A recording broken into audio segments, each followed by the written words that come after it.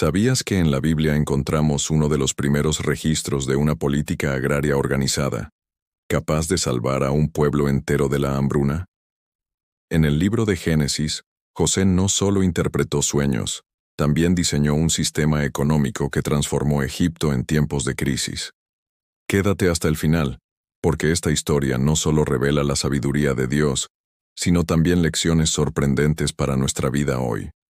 Cuando se estudia la historia política agraria según la narración del libro de Génesis, capítulo 47, versículos del 13 al 26, nos encontramos frente a un episodio que, aunque antiguo, contiene lecciones profundas sobre cómo la política, la administración y la economía pueden entrelazarse en momentos de crisis. La figura central es José, el hijo de Jacob, quien llegó a ocupar uno de los cargos más altos en Egipto, siendo el consejero del faraón y el encargado directo de manejar la economía en tiempos de abundancia y de escasez. Todo comienza con una crisis, el hambre.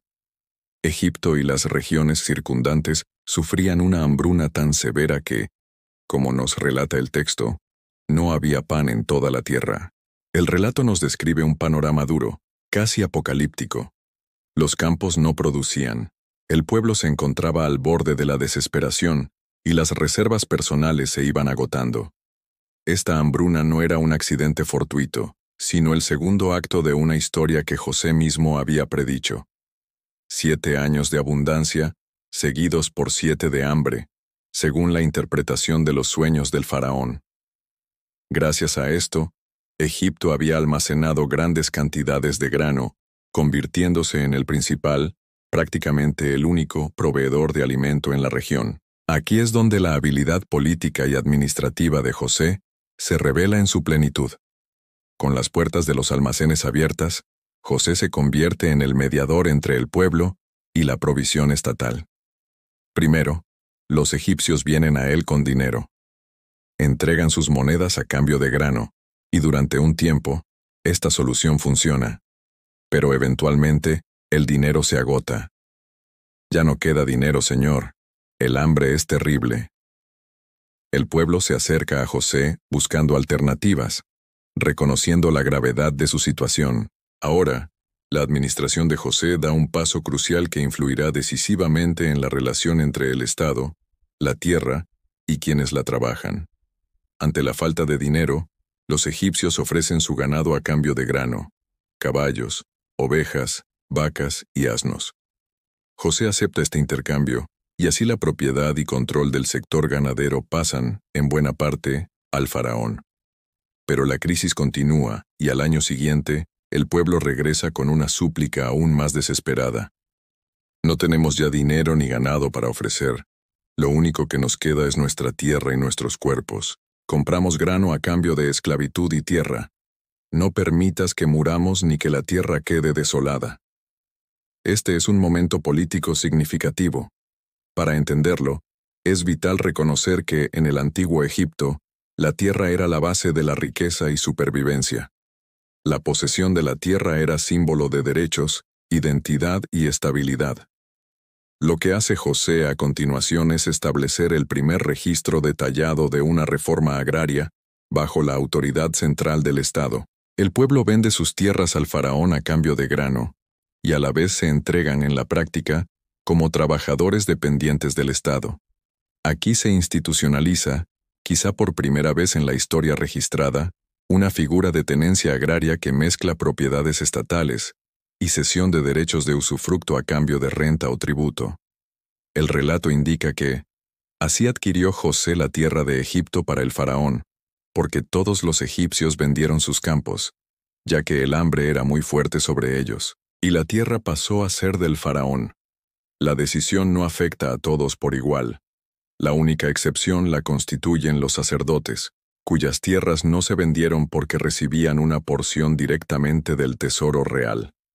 Se trata de una distinción de clases institucionalizada, donde el aparato religioso queda protegido, posiblemente por razones tanto políticas como simbólicas. En este nuevo orden agrario, José da un paso más hacia la organización. No prohíbe que el pueblo trabaje la tierra, por el contrario les entrega semilla, los envía de regreso a sus campos, y sella un contrato claro. Pueden sembrar y cosechar nuevamente, pero a cambio tendrán que entregar al faraón una quinta parte, es decir, el 20% de su producción como tributo. El restante 80% queda para su propio consumo, para semillas, sustento de sus familias y para reiniciar la vida productiva. Este sistema crea una estabilidad nueva. Por un lado, centraliza recursos en el Estado, fortalece la figura del faraón y convierte al pueblo en arrendatario. Por otro, les permite sobrevivir y reintegrarse a la economía productiva, después de la crisis más dura de sus vidas. Es importante hacer aquí una pequeña pausa para analizar el significado político de esta reforma agraria.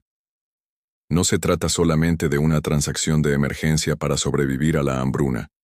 Lo que se crea en Egipto es una nueva relación entre el Estado, la tierra y el trabajo. La tierra, antes en manos privadas, pasa bajo control estatal, pero quienes la habitaban siguen laborando en ella, es decir, se establece una especie de arrendamiento forzoso, en el que la producción pertenece, en primera instancia, al Estado, quien protege pero también exige. La recaudación del 20% podría verse como un impuesto estructurado o un derecho de usufructo, prefigurando sistemas fiscales que siglos después serían piedra angular de sociedades complejas.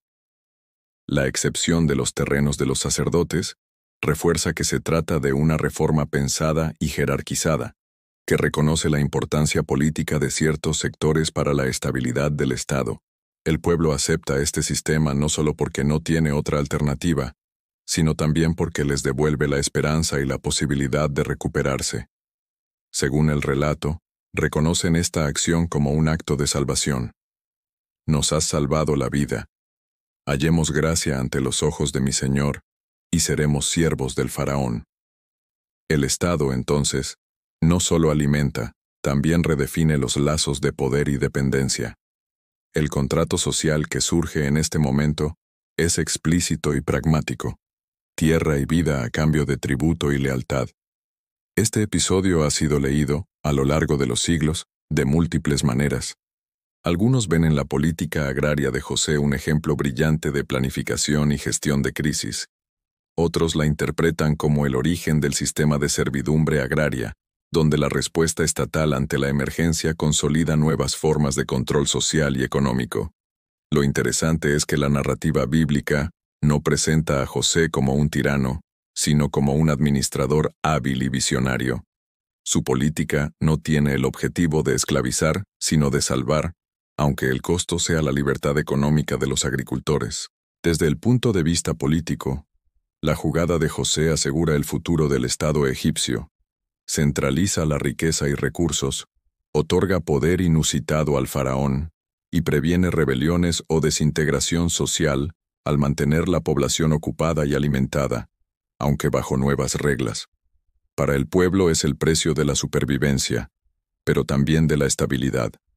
Para los gobernantes, es la inauguración de un modelo donde Estado y economía quedan indeleblemente ligados, y donde la tierra ya no es solo patrimonio familiar, sino herramienta de administración pública. Al reflexionar sobre este episodio, surgen paralelismos con otros momentos históricos donde la crisis provoca concentraciones inéditas de poder en manos del Estado.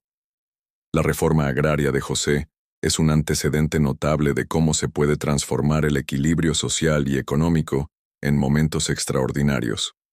Instituye un sistema que, con variaciones, se repetiría en diversas culturas, durante las épocas de conquista romana, en los feudos medievales, o incluso en modelos modernos de gestión pública de recursos y tierras. La historia concluye señalando que esta ley se mantuvo vigente en Egipto hasta mucho tiempo después, con el 20% de la producción agrícola destinada siempre al faraón. La marca de José, de alguna manera, perduró en la estructura fiscal y agraria de Egipto, y su gestión se convirtió en modelo y advertencia sobre el poder y los límites de la administración política en épocas de crisis. Tomando distancia, el recorrido de José en Génesis 47, 13, 26 es más que una anécdota religiosa, es la crónica de una reforma agraria de emergencia, donde la política, la economía y la supervivencia convergen en un momento decisivo. Enseña que las crisis pueden ser oportunidad para redefinir sistemas, que la supervivencia puede demandar sacrificios y que las grandes transformaciones sociales muchas veces surgen de la necesidad, la habilidad y la capacidad de anticipar el futuro. La historia de José y la política agraria de Egipto recuerda, aún miles de años después, que la administración sabia en tiempos difíciles puede cambiar el curso de la historia para siempre. Conclusión. La política agraria que José estableció en Egipto demostró que la verdadera sabiduría viene de Dios. En medio de la escasez, su plan aseguró alimento para el pueblo y fortaleció la nación. Esta historia nos recuerda que, cuando confiamos en el Señor y administramos con prudencia lo que Él pone en nuestras manos, no solo podemos superar las crisis, sino también bendecir a muchos. Así como José fue instrumento de provisión, tú y yo también podemos ser canales de bendición si dejamos que Dios guíe nuestras decisiones. No olvides suscribirte a este canal para más. Activa la campanita para que no te pierdas ningún video. Nos vemos en el próximo encuentro.